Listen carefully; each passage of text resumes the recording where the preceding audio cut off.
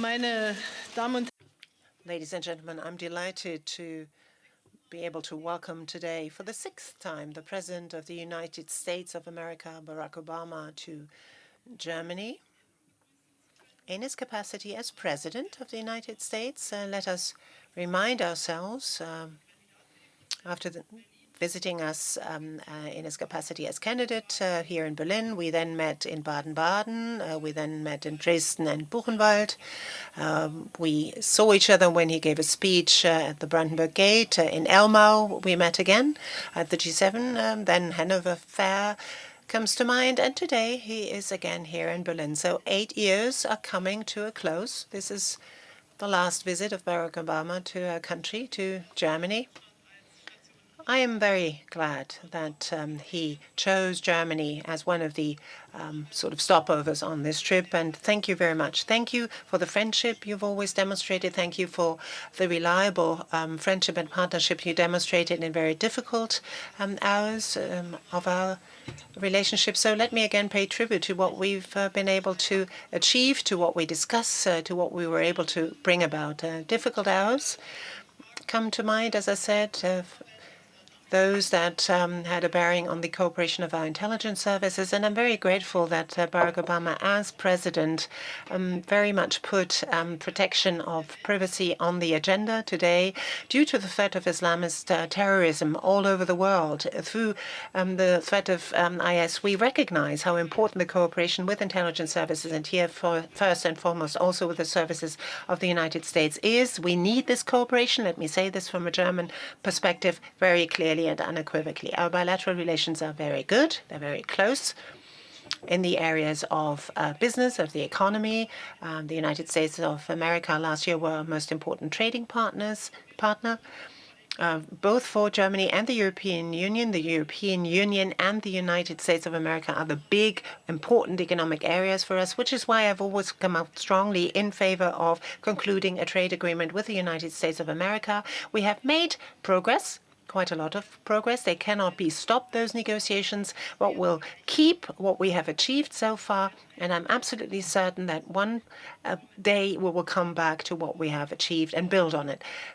Because, and that is my deep conviction, globalization, and I think we share this conviction, is that globalization needs to be shaped politically. It needs to be given a human face, but we cannot allow to fall back into pre-globalization times. So this conclusion of trade agreements that go beyond the scope of mere tariff agreements and customs agreements are most important, and I'm very pleased that we were able to bring this to fruition between Canada and the EU. We've made great progress, particularly if we look at one of the great global issues, namely climate protection. Without the engagement of the current administration under the leadership of Barack Obama, this Paris Agreement would never have come about.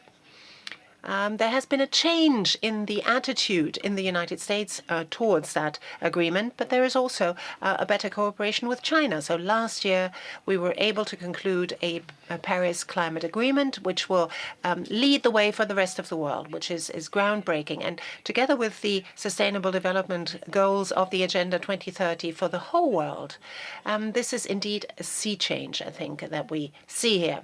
And step by step, it will be implemented. There's another point that I wanted to mention here, particularly the engagement and commitment to Africa.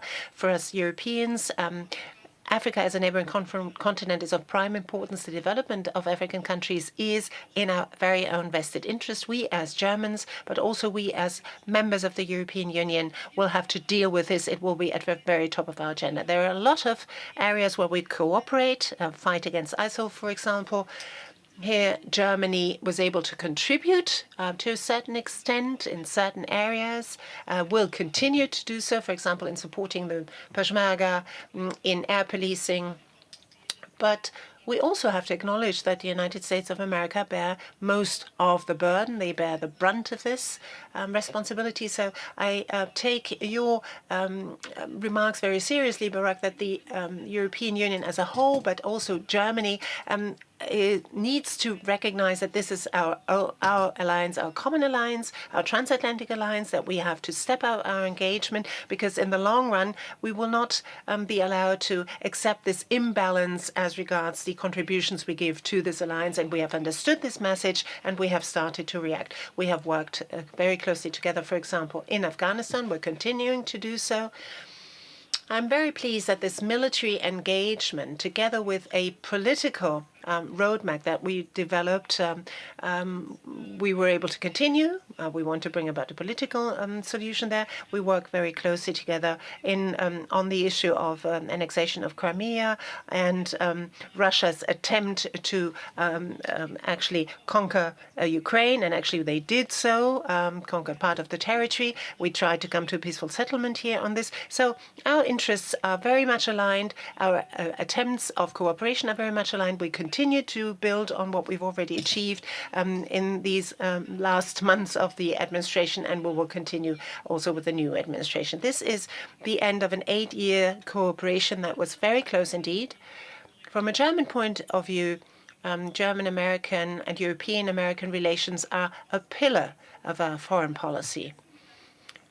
Foreign policy that is obviously guided by interests, but that is very much also committed to shared values. So we have a platform, democracy, freedom, respect of human rights that we would like to see respected all over the world, and also a peaceful world order.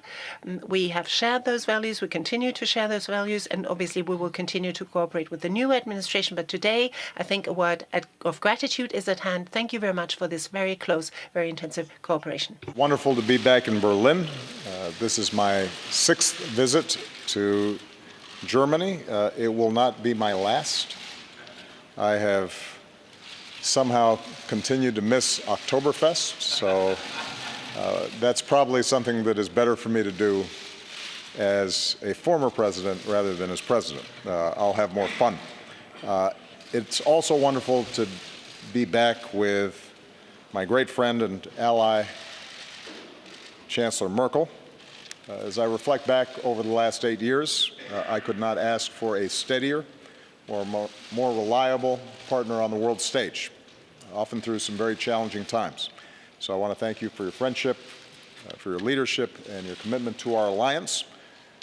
And I want to thank the German people for the incredible partnership that our countries have been able to establish all these years.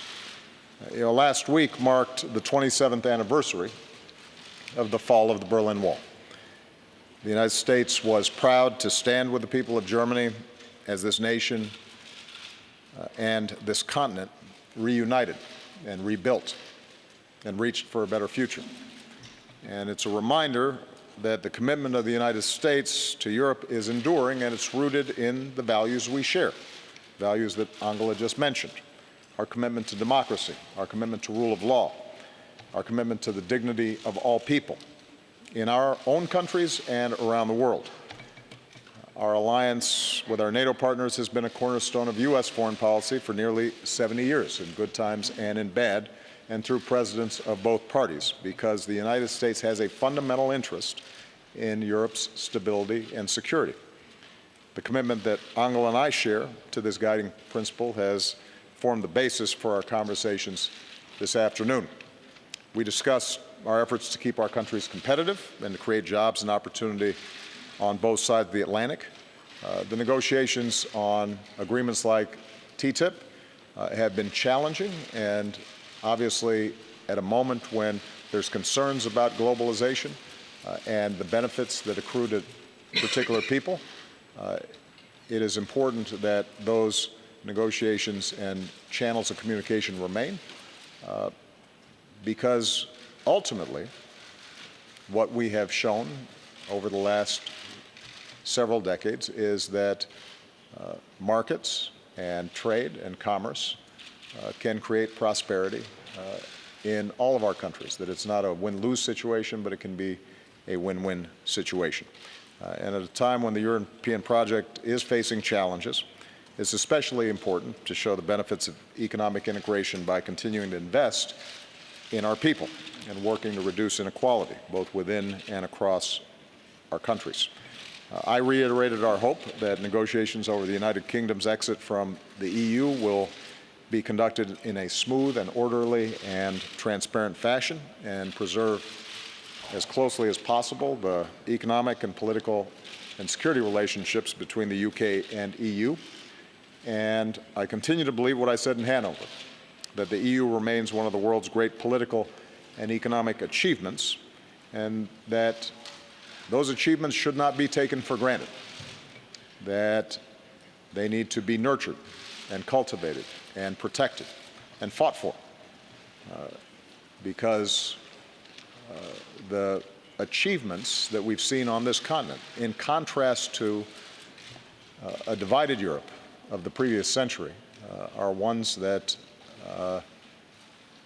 remind us of how important it is that we work together and that we are willing to uphold principles that have resulted in unprecedented prosperity and security throughout Europe and around the world.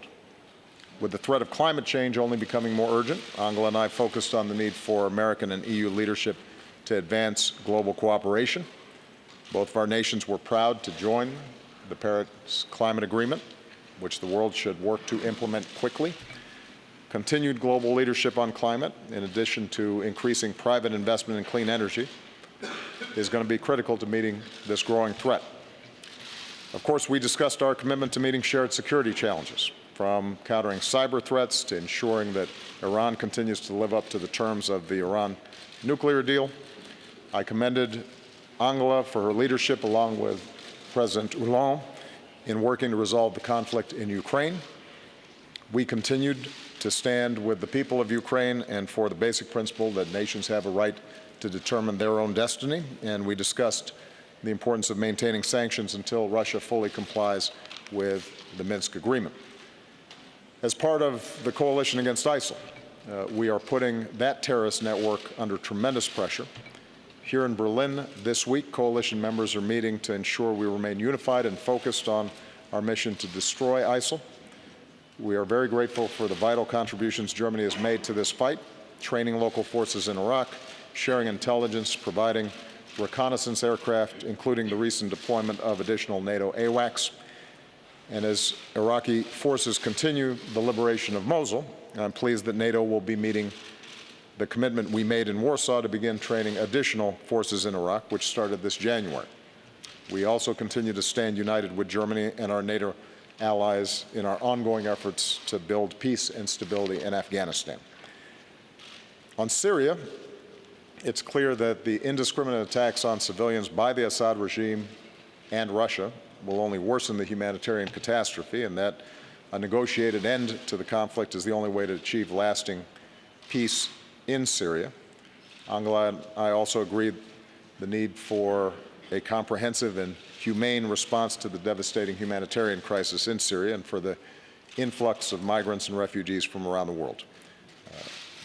We need to build on the progress achieved at the UN Refugee Summit, which yielded new commitments from some 50 nations and organizations.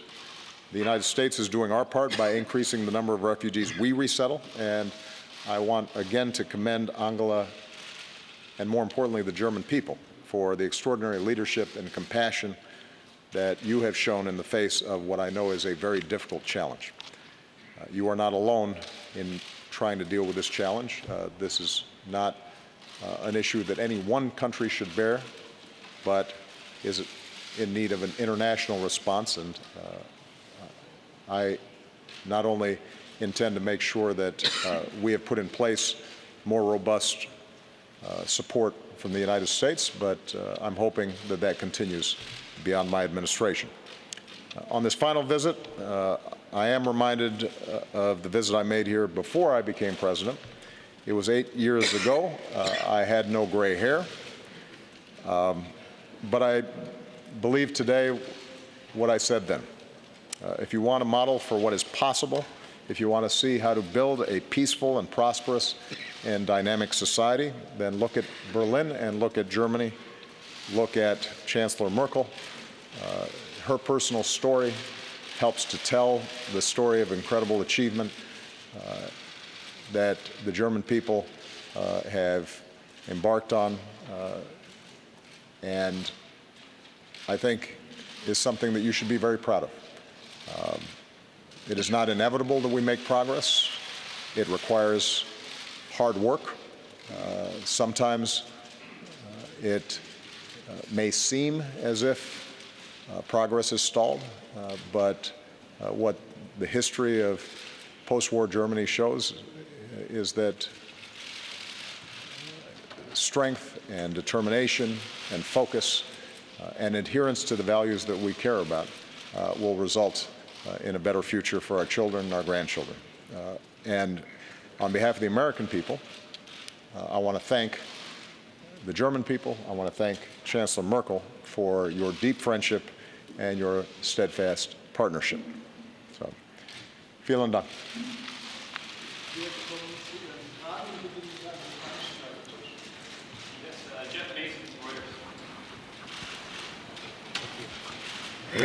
Thank you very much. Mr. President, you and the President-elect have very different views on Russia. After your meeting with him last week, can you assure Chancellor Merkel that a Trump administration would also support strong sanctions against Moscow? Similarly, what have you told President Putin about Russia's influence on the U.S. election, and how would you advise European countries to deal with the same threat? And lastly, if I may, would you like to see your friend Chancellor Merkel run for re-election next year? Frau Merkel, eine Frage auf Deutsch. Pulling out your German, showing off. Has the American president calmed you in the sense that on the policy of his successor on climate change and Russia, he has allayed your fears? And are you concerned that the common European policy towards Russia will collapse? And after the election of Mr. Trump, would you, as a sign of stability, wouldn't you actually have to declare that you are going to be a candidate again? Well, I try to make it a rule not to meddle in other people's politics. All I can say is that Chancellor Merkel has been an outstanding partner. And,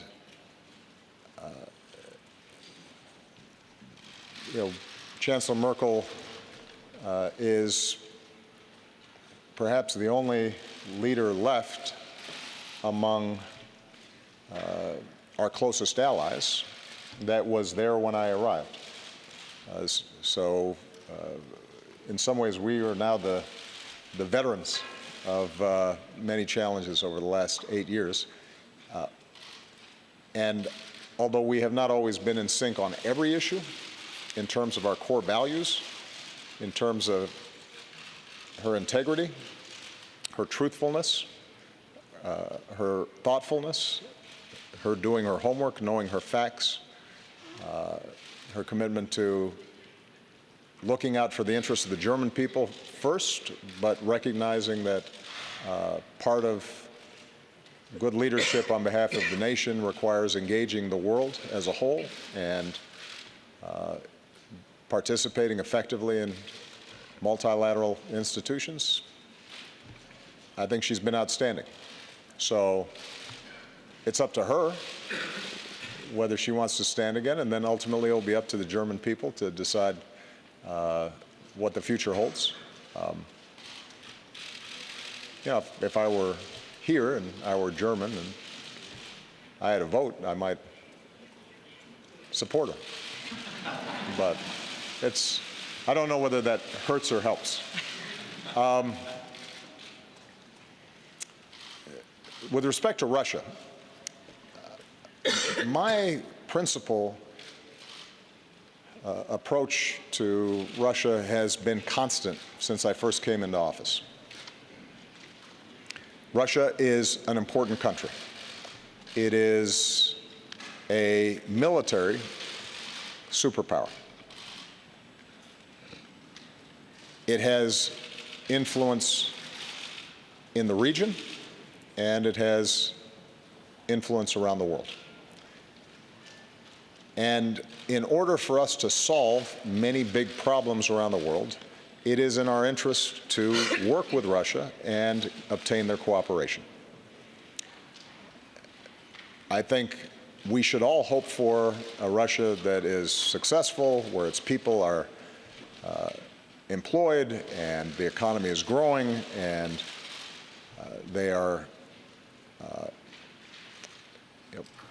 having good relationships with their neighbors and participating constructively on big issues like climate change. So I've sought a constructive relationship with Russia, but what I have also been is realistic in recognizing that there's some significant differences in how Russia views the world and how we view the world. The values that we talked about, the values of democracy and free speech and international norms and rule of law, respecting the ability of other countries to determine their own destiny and preserve their sovereignty and territorial integrity. Those things are not something that we can set aside. And so on issues like Ukraine, on issues like Syria, we've had very significant differences. And my hope is that the President-elect coming in takes a similarly constructive approach, finding areas where we can cooperate with Russia, where our values and interests align, but that the President-elect also is willing to stand up to Russia where they are deviating from our values and international norms. I don't expect that the President-elect will follow exactly our blueprint or our approach, but my hope is that he does not simply take a realpolitik approach and suggest that, if we just cut some deals with Russia, even if it hurts people or even if it violates international norms or even if it leaves smaller countries vulnerable or creates long-term problems in regions like Syria, that we just do whatever is convenient at the time. And that will be something that I think we'll learn more about as the President-elect puts his team together. I am encouraged by the President-elect's insistence that NATO is a commitment that does not change, and his full commitment to NATO as the foundation for our international security, I think, is very important. And finally, in terms of my conversations with President Putin, these are conversations that took place before the election. As I indicated, there has been very clear proof that they have engaged in cyber attacks. This isn't new. It's not unique to Russia. There are a number of states where we've seen low-level cyber attacks and industrial espionage and other behavior that we think should be out of bounds. And I delivered a clear and forceful message that although we recognize Russia's intelligence gathering will sometimes take place even if we don't like it, there's a difference between that and them either meddling with elections or going after private organizations or commercial entities, and that we're monitoring it carefully, and we will respond appropriately if and when we see this happening. I do think that this whole area of cyber is something that at an international level we have to work on and develop frameworks and international norms so that we don't see a cyber arms race. a lot of countries have advanced capabilities, and given the vulnerabilities of our infrastructure and our economies to digital platforms, we have to be careful in making sure that this doesn't become a lawless, low-level battlefield. We've started trying to put together some principles that were adopted in the G20, the G7, and at the UN levels, but a lot more work remains to be done on that front.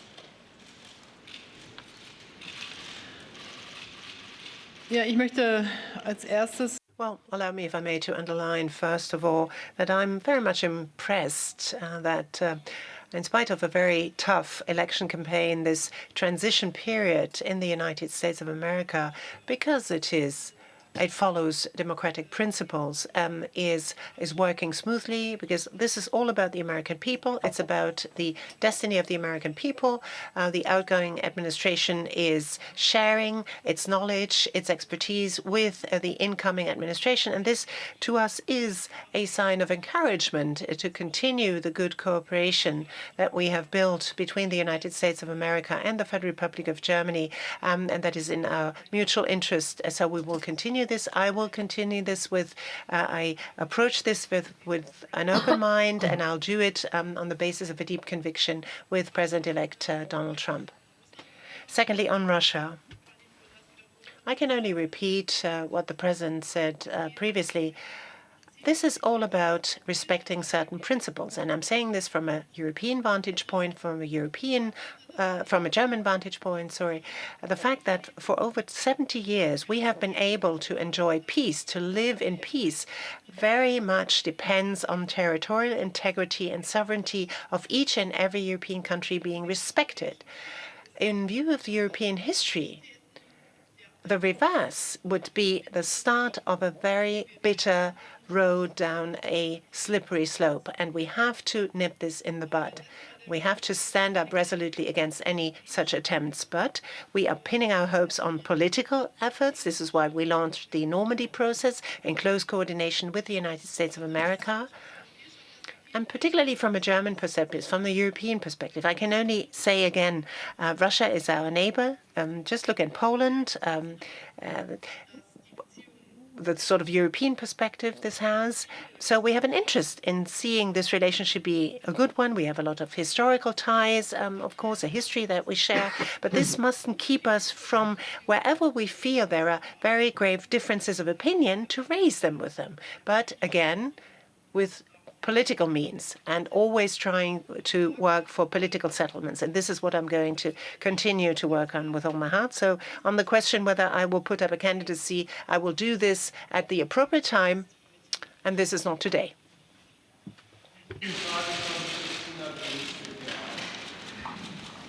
Deutsche Presseagentur Christina Dunz. German press agency, Christina Dunz. Mr. President, your country is divided. You, as first black president, as first African-American president, who did so many things so differently, who raised so much hope all over the world.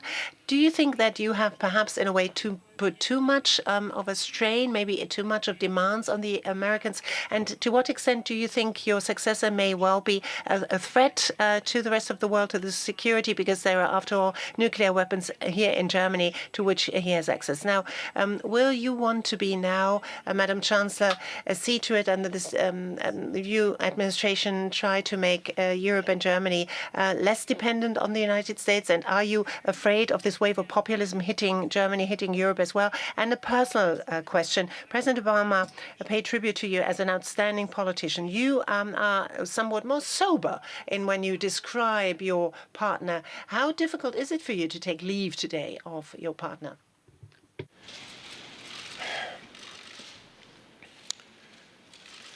My guiding principle as president has been to try to do the right thing, even when it's not politically convenient, to look at long-term trends in our economy, in our society, in the international sphere, and using my best judgment, shape policies that will serve the American people, keep them safe, keep our economy growing, put people back to work, and best ensure peace, cooperation, and stability around the world. And based on current surveys of public opinion in the United States, it turns out that the majority of Americans think I've done a pretty good job, that we haven't, in fact, gone too fast, as you describe it. But what is certainly true is that the American people, just like the German people, just like the British and people around the world, are seeing extraordinarily rapid change. The world is shrinking, economies have become much more integrated, and demographics are shifting. Because of the internet and communications, the clash of cultures is much more direct. People feel, I think, less certain about their identity, less certain about economic security. They're looking for some means of control. And what that means is that the politics in all of our countries is going to require us to manage technology and global integration and all these demographic shifts in a way that makes people feel more control, that gives them more confidence in their future, but does not resort to simplistic answers or divisions of race or tribe or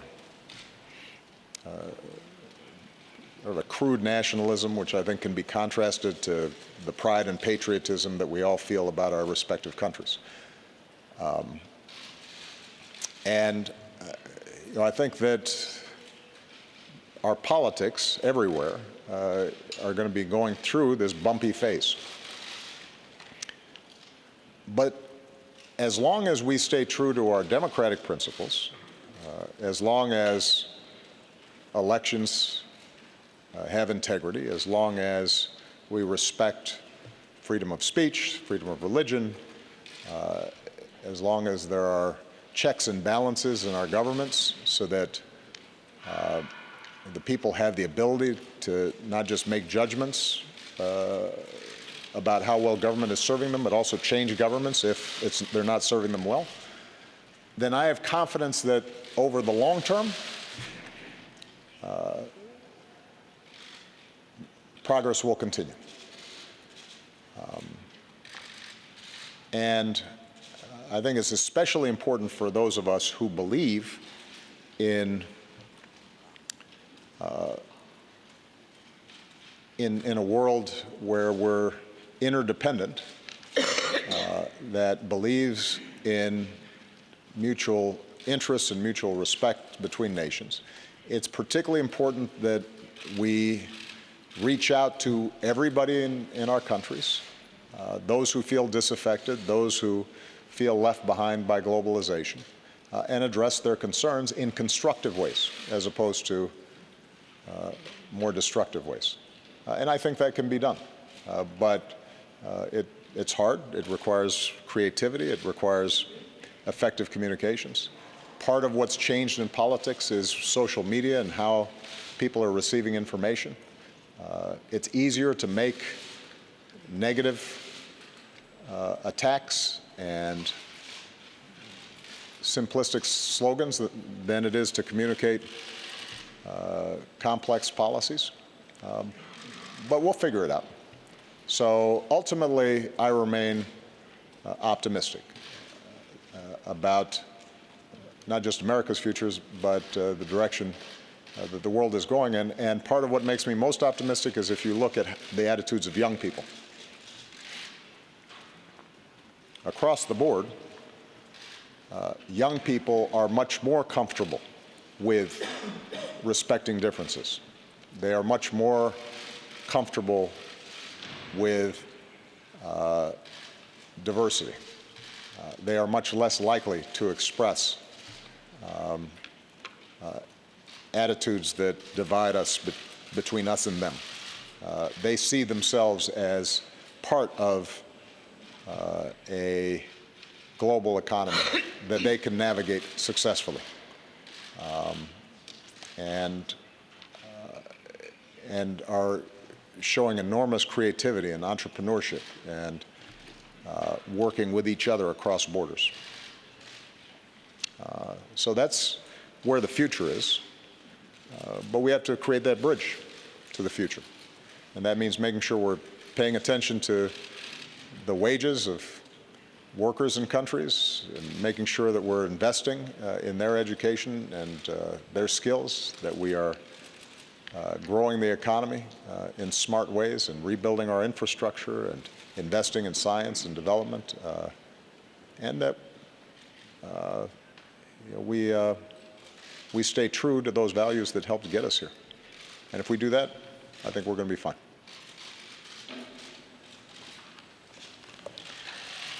Ja, erstens zu der Frage. Well, on the issue first of independence of Germany, after the time of National Socialism, Germany has been given an enormous amount of help, particularly and also from the United States of America. The fact that we were able to enjoy German unification is due first and foremost to the help of the United States of America. And ever since Germany was able to regain its unity, it is in an even stronger position to give its contribution to upholding this order to which we feel committed and for which particularly people in the German Democratic Republic stood out there in the streets to keep this up, to maintain this order, particularly also in our country. Now, we're trying to do more than it used to be 26 years ago, and there are a number of other areas where we have to also make a stronger contribution. We will all have to do more in development cooperation. It's important that these disparities in the living conditions cannot be allowed in this digital period to be too marked. Each and everyone must be given an opportunity to participate, which is why Germany's fate in many ways depends on the firmness of its alliance with NATO, with the European Union. We cannot stand alone with 80 million people. In this world of today, you cannot, when you just stand on your own, achieve much, even though you may be economically strong. So alliances are part of our destiny as a nation, part of our future as a nation, and this is what guides me in my policy, what guides my government as a whole. Secondly, this wave of populism that seems to engulf us. Well, look at and that seems, in your words, to come from the United States. Look at the European Parliament.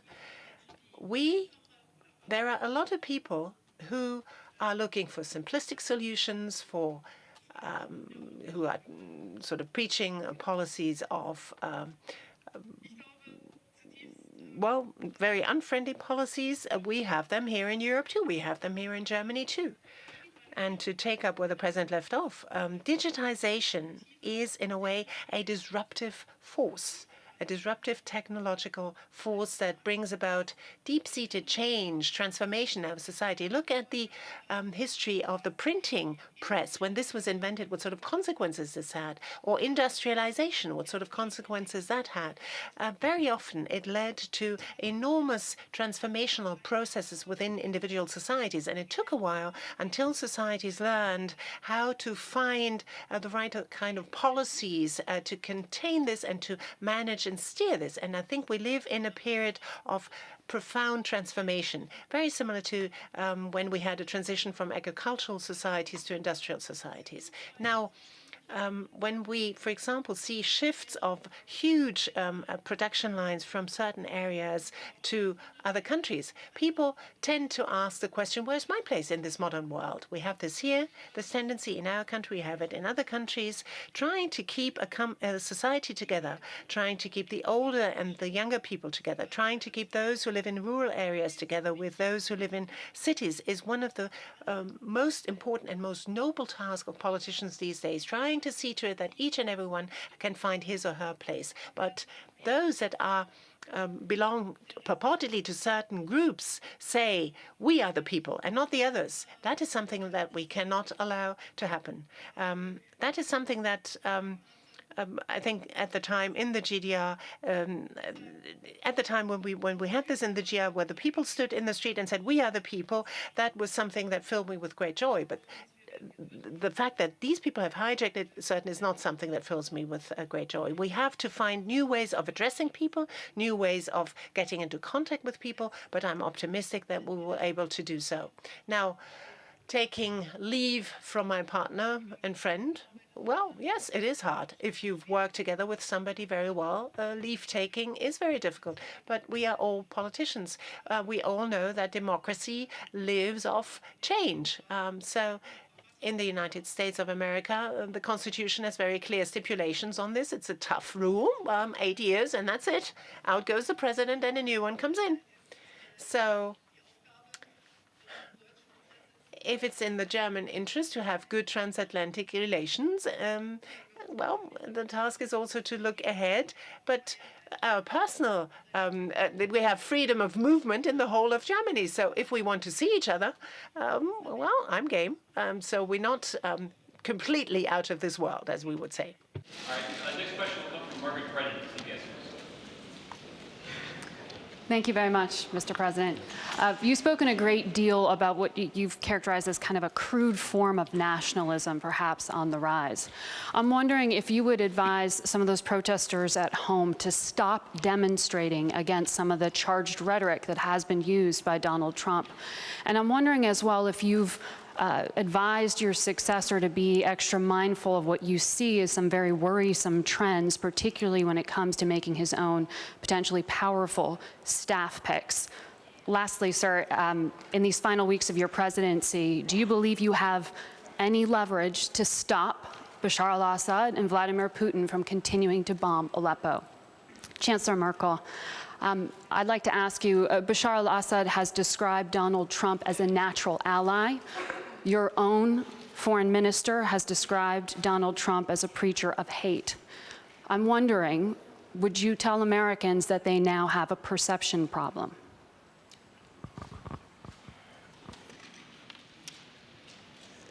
One of the great things about our democracy is it expresses itself in all sorts of ways. And that includes people protesting. I've been the subject of protests during the course of my 8 years, and I suspect that there's not a president in our history that at some point hasn't been subject to these protests. So I would not advise people who feel strongly or are concerned about some of the issues that have been raised during the course of the campaign. I wouldn't advise them to be silent. What I would advise, what I advised before the election and what I will continue to advise after the election, is that elections matter, voting matters, organizing matters, being informed on the issues matter. And what I consistently say to young people, I say it in the United States, but I'll say it here in Germany and across Europe. Do not take for granted our systems of government and our way of life. I think there is a tendency, because we have lived in an era that has been largely stable and peaceful, at least in advanced countries, where living standards have generally gone up, there is a tendency, I think, to assume that that's always the case. And it's not. Democracy is hard work. In the United States, if 43% of eligible voters do not vote, then democracy is weakened. If we are not serious about facts and what's true and what's not, and particularly in an age of social media where so many people are getting their information in sound bites and snippets off their phones, if we can't discriminate between serious arguments and propaganda, then we have problems. If people, whether they are conservative or liberal, left or right, are unwilling to compromise and engage in the democratic process and are taking absolutist views and demonizing opponents, then democracy will break down. And so I think my most important advice is to understand what are the foundations of a healthy democracy and how we have to engage in citizenship continuously, not just when something upsets us, not just when there's an election or when an issue pops up for a few weeks. It's hard work.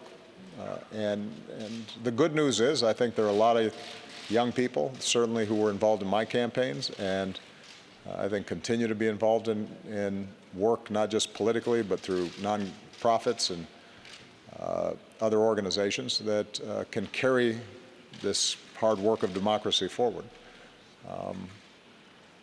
But I do think sometimes there's complacency. Here in Europe, I think that there are a lot of young people who forget the issues that were at stake during the Cold War, who forget what it meant to have a wall. And I'll be honest, there have been times when I listen to the rhetoric in Europe where an easy equivalence somehow between the United States and Russia and between how our governments operate versus other governments operate, where those distinctions aren't made. I've said many times around the world that like any government, like any country, like any set of human institutions, we have our flaws. We've operated imperfectly. There are times when we've made mistakes. There are times where I've made mistakes or our administration hasn't always aligned ourselves with the values that we need to align ourselves with. It's a work of constant improvement. But I can say to the German people that the United States has been good for Germany, has looked out for Germany, has provided security for Germany, has helped to rebuild Germany and unify Germany. And I can say across Europe that many principles that have been taken for granted here around free speech and around civil liberties and an independent judiciary and fighting corruption. Those are principles that, not perfectly, but generally, we have tried to apply not just in our own country, but also with respect to our foreign policy. And that should be remembered, because at an age where there's so much active misinformation, and it's packaged very well, and it looks the same when you see it on a Facebook page or you turn on your television, where some over zealousness on the part of a U.S. official is equated with constant and severe repression elsewhere. If everything seems to be the same and no distinctions are made, then we won't know what to protect. We won't know what to fight for. And we can lose so much of what we've gained in terms of the kind of democratic freedoms and market-based economies and prosperity that we've come to take for granted. That was a long answer, wasn't it? I don't remember if there was a second part to it. I got all caught up in that one. I asked you to advise the president-elect on being mindful of Yes, I did. I did.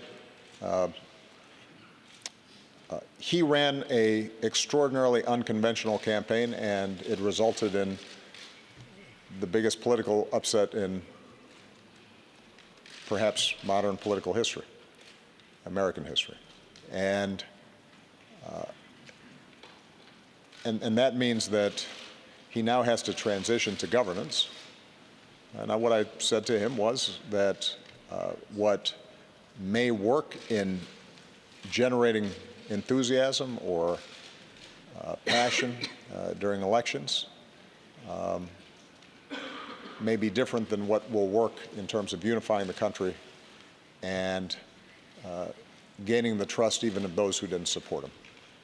And he's indicated his willingness to, his understanding of that, but you're absolutely right that that has to reflect itself not only in the things he says, but also how he fills out his administration. And my hope is that that's something that he is thinking about, because not only is the President of the United States somebody that the entire country looks to for direction, but sets the agenda internationally in a lot of ways. With respect to Syria, we are going to continue to work as we have over the last 5-6 years to push towards a political transition and settlement. It would be naive of me to suggest that with Russia committed militarily as it is to supporting what in many cases are barbarous tactics by the Assad regime to crush the opposition, the sort of indiscriminate bombing that we've been seeing, not just in Aleppo, but in many parts of the country over the last several years, it would be naive of me to suggest that there's going to be a sudden 180-degree turn in policy by either Assad or Russia or Iran at this point. But we are going to continue to make the argument. We are going to continue to try to find humanitarian steps that can reach the people there. We're going to continue to try to obtain cessations of hostilities that lessen the human tragedy and the migration that's taking place. But ultimately, the way this is going to be resolved is going to have to be a recognition by Russia and a willingness to pressure Assad that a lasting, durable peace with a functioning country requires the consent of people. You cannot purchase people's consent through killing them. They haven't made that transition yet, but we're going to keep on trying. Ja, ich kann, glaube ich, für die ganze I think I can speak for the whole of the federal government when I say that we are no longer in a phase in election mode in the United States. We're in post-election mode. There is an interest of the Federal Republic of Germany to cooperate well with the United States of America. This goes for each and every president on the basis of shared values. And I believe that these are indeed shared values and should be shared values. So as to my position on President Assad, Assad as president has actively tried to kill his own people. He has bombed them with barrel bombs in a most terrible way. He has brought untold suffering over his people. If you look at Aleppo and other places, when you talk to the many Syrian refugees who have fled here to Germany, they will be able to tell you their own personal story. And the majority of them, the great majority of them, fled from Assad. And most of them not even fled the IS. So I don't see him as an ally. Vielen Dank, Herr Thank you very much. Mr. President, you describe your hopes rather more in great historical terms. Let me break this down to months and years. The fact that Stephen Bannon was made as chief strategist, meeting Mr. Farage, and the fact that prominent Republican representatives did not decide to join this transition team. What makes you confident against the background of this that President Trump can be a reliable partner to the world and to Europe and Germany? Now, Madam Chancellor, if you hear those words of praise of the President with regard to you, what he said, can this not sort of demand too much from you and from Germany? Because too much is demanded, too much is expected from you, too great are the expectations, you can't meet them?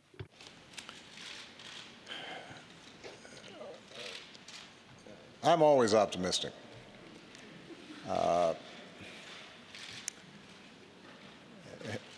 There are times where I was in the Oval Office and people would come to me with all kinds of political problems and policy problems and international problems, and my team would be getting discouraged and depressed. And I would say to them, I have to be optimistic because the odds of somebody named Barack Obama being president of the United States were very low. And the fact that in my lifetime I have seen such enormous positive change in the United States and around the world tells me that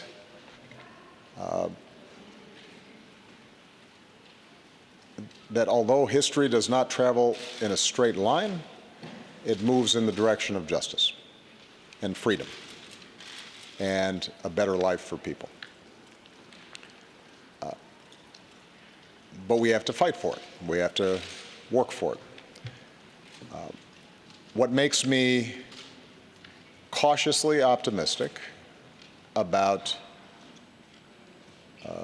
my successor and the shift from campaign mode to governance is there's something about the solemn responsibilities of that office, the extraordinary demands that are placed on the United States, not just by its own people, but by people around the world, that forces you to focus, that demands seriousness. And if you're not serious about the job, then you probably won't be there very long, because it will expose problems. Even when you're doing a good job, even when you are attentive, there's so many things that come across your desk that people are going to question you, and you're going to have opponents and you're going to have critics. And you figure that out pretty fast when you're sitting there. And I think the president-elect is going to see fairly quickly that the demands and responsibilities of a U.S. president are not ones that you can treat casually. And that in a big, complex, diverse country, the only way that you can be successful is by listening and reaching out and working with a wide variety of people. So it is my hope that that is what will happen, and I'm going to do everything I can over the next 2 months to help assure that that happens. It is absolutely true that Chancellor Merkel is going to have significant responsibilities, has had extraordinary burdens that she's had to carry. If she chooses to continue, you're right, she will have big burdens. I wish I could be there to lighten her load somewhat, but she's tough. And I I know what it means to carry burdens, because the fact of the matter is that if there are problems around the world, the first question people ask is, why isn't Washington doing something about it? This is why it's so important not to discount or take for granted the importance of the transatlantic alliance. And this is probably the best place for me to end. In international fora, in G20s, in G7s, in the United Nations, the United States and Germany are not always perfectly aligned. America and Europe are not always perfectly aligned. But the voice that speaks out on behalf of some dissident who is jailed halfway around the world, the voice who is expressing concern about some child in an African village who doesn't have clean drinking water or is subject to some terrible disease, the voice that insists on rules and norms governing international affairs, the voice that helps to steer the world away from war wherever possible. That's our voice, more often than not. And we're not always successful. But if that voice is absent, or if that voice is divided, we will be living in a meaner, harsher, more troubled world. And we have to remember that. And whoever is the U.S. president, and whoever is the Chancellor of Germany, and whoever is the leader of other European nations and other democracies around the world, they need to recognize that. There are going to be forces that argue for cynicism, for looking the other way with somebody else's problems, that are not going to champion people who are vulnerable, because sometimes that's politically convenient.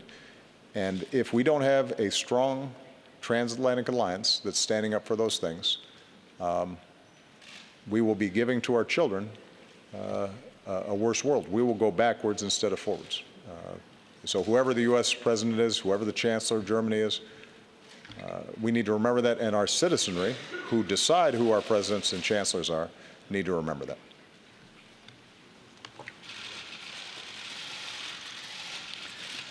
Ja, erstens.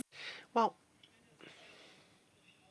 first, it is, after all, a very good thing if after 8 years of cooperation, the President of the United States says that this is a cooperation based on friendship, that we cooperated well. I feel that this is a very good, a very positive message, and indeed an encouragement for me. Now, secondly, I fortunately know very many people, and there are many, many more that I don't know, and many politicians who stand up for the same values of democracy, of liberal societies, of open societies, of respect for the dignity of a man. And I feel that we are in a community of people here who stand up for these values, who try to maintain them, and wherever they are not yet respected, stand up for people's rights to enjoy them as well. And this is worth every effort. But I think we're gratified to know that there are many, many people who feel committed to this goal. Thank you very much. Sure,